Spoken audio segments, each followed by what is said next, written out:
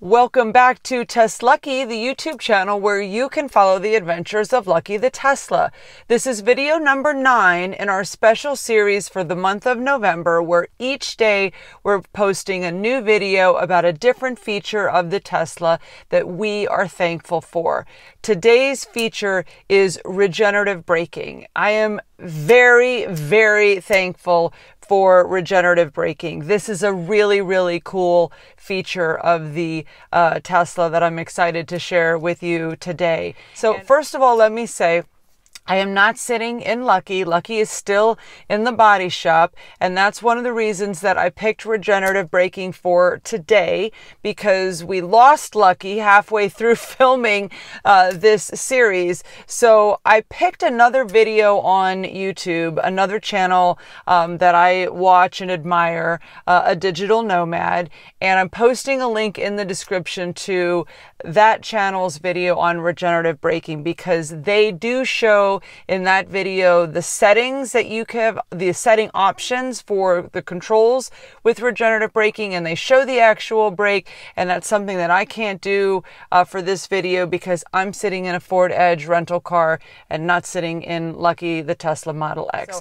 So I'm going to focus on 3 things: the information from the Tesla manual, then some information I did from the Google search and the research that I did, and then just some personal driving experiences that I want to share. So look at page 67 in the Tesla Model X manual.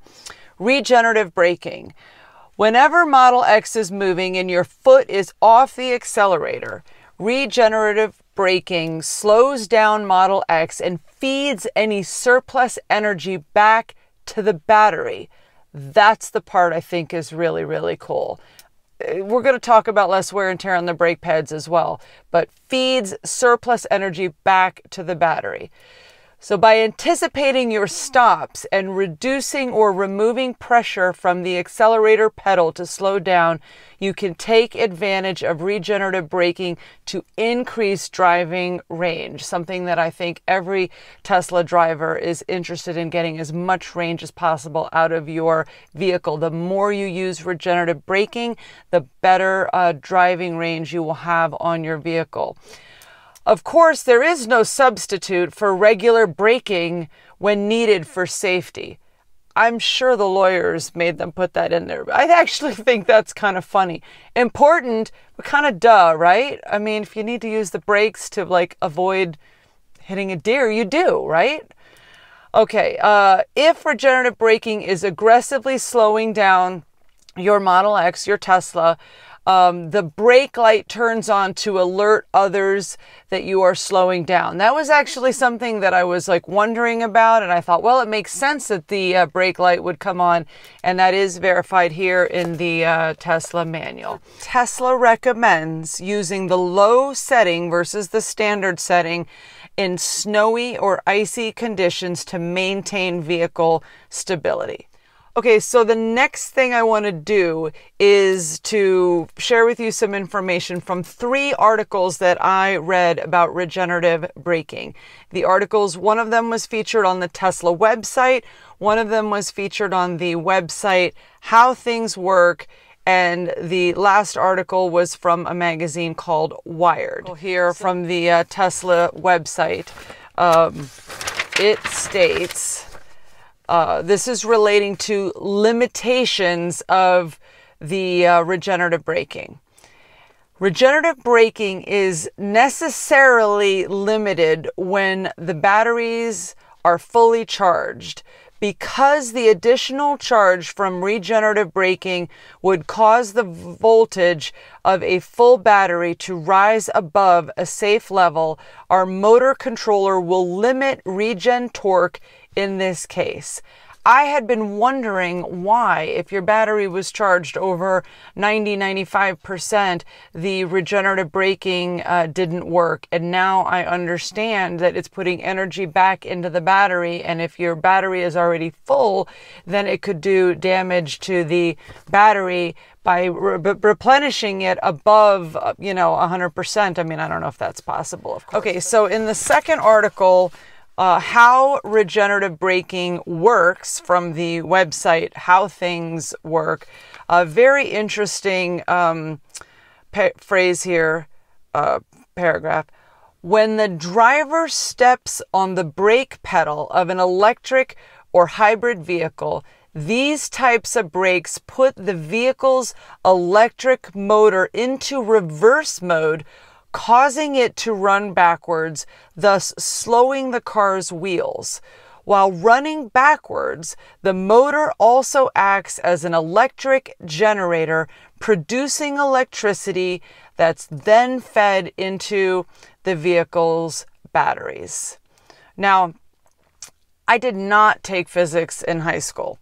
I do know that there is a lot of physics related to regenerative braking. In fact, if any of our viewers can explain the physics equation that I'm putting up on the screen right now, there it is. If anyone can explain this physics formula in the comments below, you will be my hero. So anyone out there who got an A in high school physics, took physics in college, please let us know exactly what that equation means. I know that has something to do with the vehicle going in reverse when you pull up on the accelerator pedal, as this article implies. So the third thing is back on my topic that I love, technology, from Wired magazine. I thought this was really, really interesting.